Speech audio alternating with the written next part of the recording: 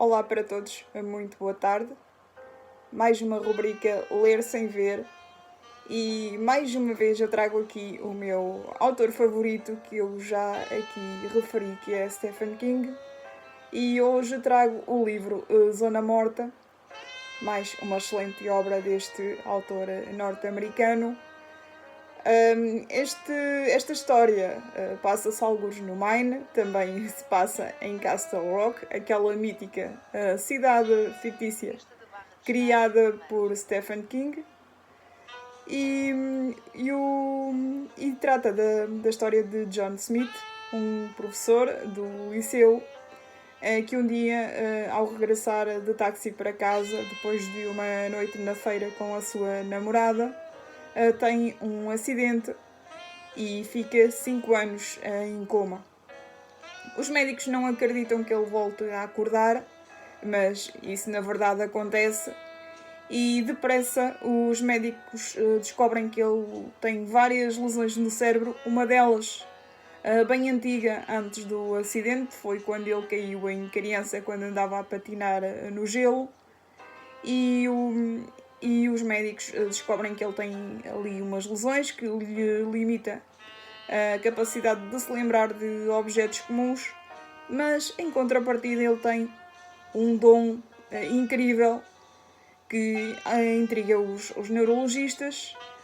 Através do simples toque numa pessoa ou o contacto com um objeto, John tem a capacidade de prever o que se passou no passado, no presente da pessoa, no presente mais próximo e num futuro longínquo. Ele tem várias manifestações desse dom que acaba por ter.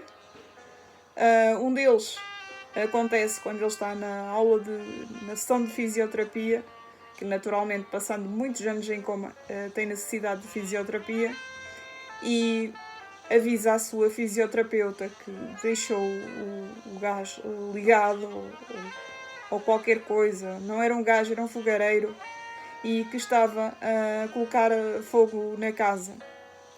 Ela não ligou, não deu ouvidos àquilo que ele estava a dizer, e o que é certo é que ela, depois de tanta insistência de John, acaba por ligar para casa e constatar que a casa realmente está a arder.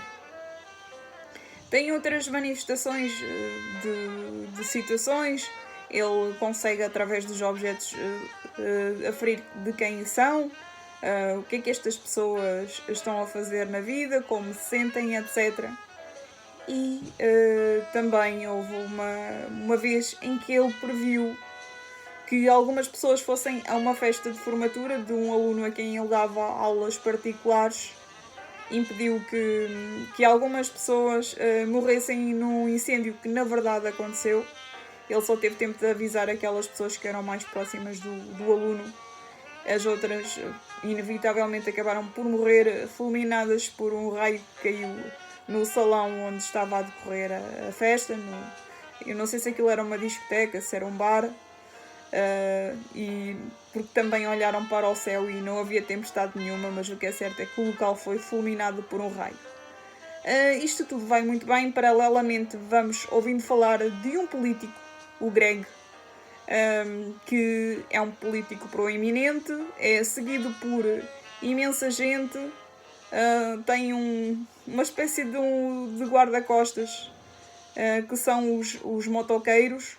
Ele tem uma maneira muito peculiar de chantagear as pessoas, de colocar as pessoas para o seu lado, e faz vários comícios, é seguido por cada vez mais gente. E um dia John é apresentado a esse político.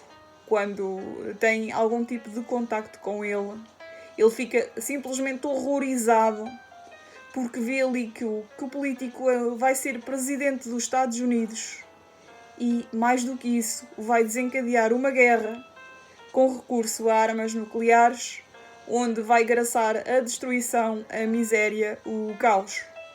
Então John tem de interromper esta série de acontecimentos de certa forma. Ele que descobre que está condenado porque as lesões que ele tem no cérebro evoluem para tumor maligno e ele não quer sair desta vida sem salvar a humanidade de um tremendo monstro que é o político Greg, que dentro de alguns anos será presidente dos Estados Unidos. Esta questão das capacidades do cérebro humano sempre me fascinaram e me fascinam ainda mais os estudiosos, porque o cérebro humano é uma caixinha de surpresas. Ainda ninguém estudou a fundo ou conseguiu estudar a fundo as capacidades ocultas do cérebro humano. O que acontece quando porventura há uma lesão, sabe-se, e já não é a primeira vez que leio isto, é ficção obviamente, mas já tenho lido livros de não ficção que abordam esta temática de algumas pessoas que ficaram com algum problema, tiveram algum acidente ou têm alguma deficiência física ou assim, e também casos de pessoas que meditam, que a meditação faz alterações a nível do cérebro.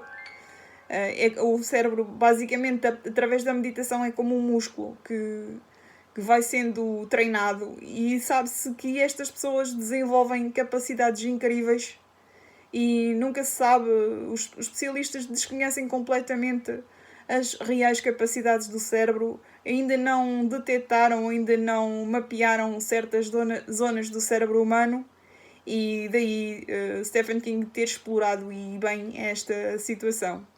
E por hoje é tudo. Foi um livro muito interessante este, o Stephen King no seu melhor. Provavelmente um dos melhores livros dele, não é aquele livro de terror que as pessoas estão à espera, não. Este livro explora a capacidade do cérebro humano e foi a sugestão de leitura para esta semana. Prometo voltar no próximo sábado com mais um livro, mais uma sugestão de leitura. Até lá, aproveitem para ler muito, que eu aqui vou fazer o mesmo, sem dúvida.